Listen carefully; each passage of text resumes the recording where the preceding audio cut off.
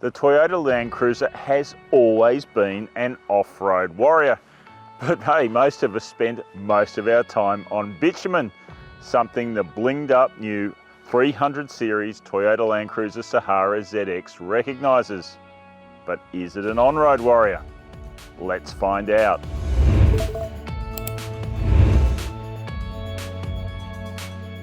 The LandCruiser wagon is a legend in Australia, and the new 300 series is literally a sellout success. The Sahara ZX is a pricey new luxury model that has in-house rival Lexus and even Range Rovers in its sights, rather than traditional rival, the Nissan Patrol.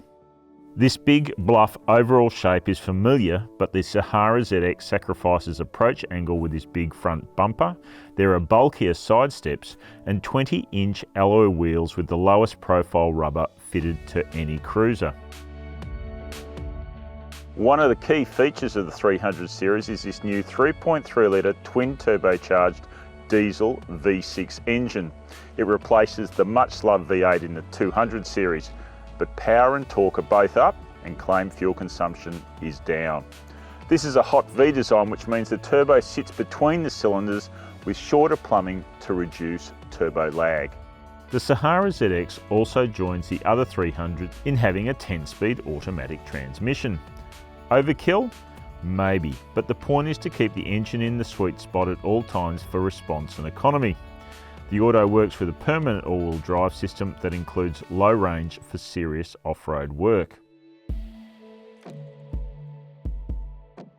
There's no doubt you're in a luxury vehicle when you step up and into the Sahara ZX. Leather abounds. But there's also what Toyota calls carbon look trim that actually looks a lot like wood grain. Getting comfortable behind the steering wheel of the Sahara ZX is no challenge, as it's fully power adjustable. The seat is powered, including lumbar. It's also heated and ventilated and has 3 memory positions. There's so much space in the Sahara ZX and so many places to put things. There's even a cool box between the front seats for your drinks. But the door bins are narrow. We'd prefer them to be wider. The Sahara ZX gets a new 12.3-inch colour touchscreen. It's a big improvement on what was there before. However, there is a lot of functionality and information here, and it takes a while to figure out how to make it all operate. Another part of the centre stack redesign is moving the key driver controls closer at hand. They're easier to reach. That's a big ergonomic improvement.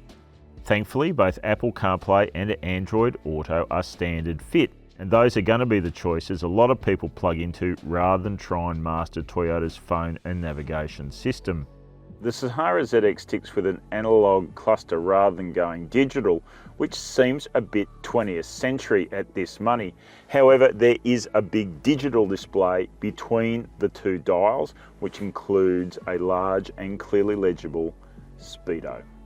At more than 5 metres long and nearly 2 metres wide, the LandCruiser Sahara ZX is a big vehicle to wield in tight spaces, so the reversing and 360-degree cameras with guidelines come in handy, as do front and rear parking sensors.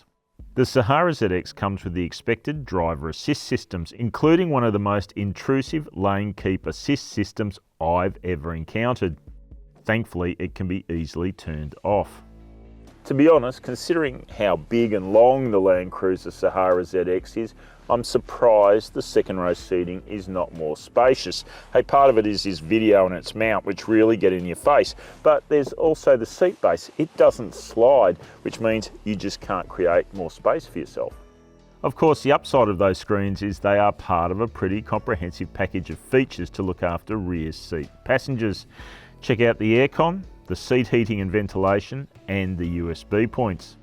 The boot is huge, but perhaps surprisingly, there's no third row seating back here. If you want that, you're going to have to opt for one of the cheaper models in the LandCruiser lineup. Naturally, the tailgate is powered, but once you open it up, there's not a lot of features or cleverness here. Just acres and acres and acres of space. So there's a lot to take in here. Now let's see how this sizable package drives.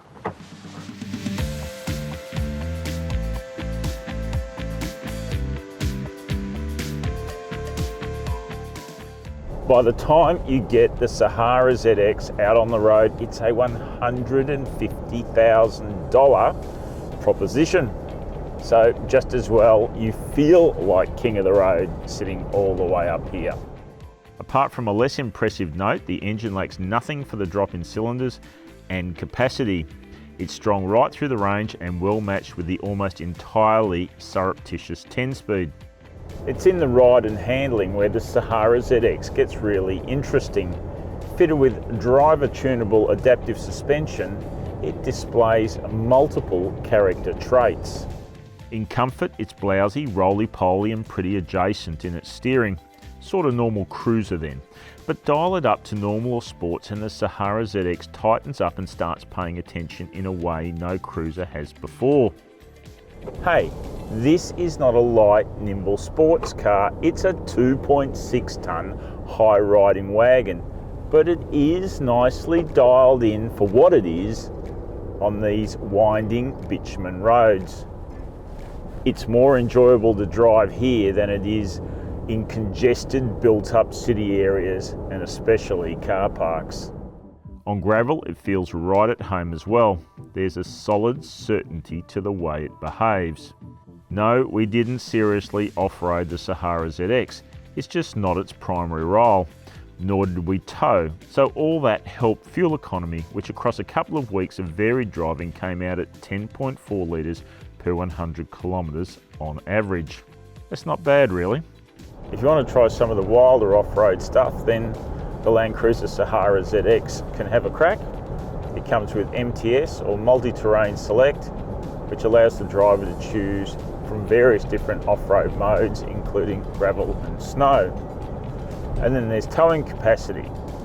The Cruiser's always been up there, and the 300 series is no different, claiming 3,500 kilograms of braked towing capacity. All up, the LandCruiser Sahara ZX is a bit of a surprise to drive. It's better than you might expect, although it's still obviously big, heavy and in need of plenty of real estate to manoeuvre in. Toyota offers comprehensive backup for the 300 series LandCruiser. The cap price service plan is the most affordable thing about the whole package. Summing it up, there's no doubt the new Sahara ZX takes the LandCruiser to a more refined and luxurious place than it's ever been before.